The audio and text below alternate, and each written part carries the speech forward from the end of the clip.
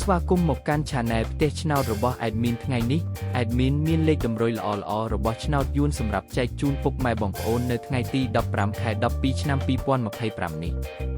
ដូចនេះ Admin មិនចង់ឲ្យចំណាយពេលវេលារបស់ពុកម៉ែបងប្អូនយូរតោះយើងមកតាមដានលេខតម្រុយរបស់យើងទាំងអស់គ្នាសម្រាប់លេខតម្រុយ2លេខមានលេខ28លេខ62សម្រាប់លេខតម្រុយអូស2លេខមានលេខតម្រុយទី1អូស20និងលេខតម្រុយចុងក្រោយអូស60សម្រាប់លេខតម្រុយ3លេខមាន504គុណនិង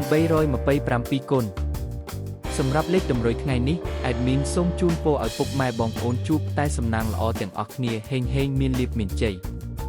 ជាចុងក្រោយសូមកុំភ្លេចជួយចុច Subscribe និង Comment ហើយដាក់សញ្ញារូបកណ្ដឹងដើម្បីជួយផ្ដល់កម្លាំងចិត្តមកកាន់ Admin ជាពិសេសងាយស្រួលតាមដានវីដេអូថ្មីនិងលេខតម្រុយល្អៗជាប្រចាំថ្ងៃជាមួយ Admin សូមគោរពលាពុកម៉ែបងប្អូនពីខ្ញុំបាទ Admin ផ្ទះឆ្នោតសំណាងល្អទាំងអស់គ្នាសូមអរគុណ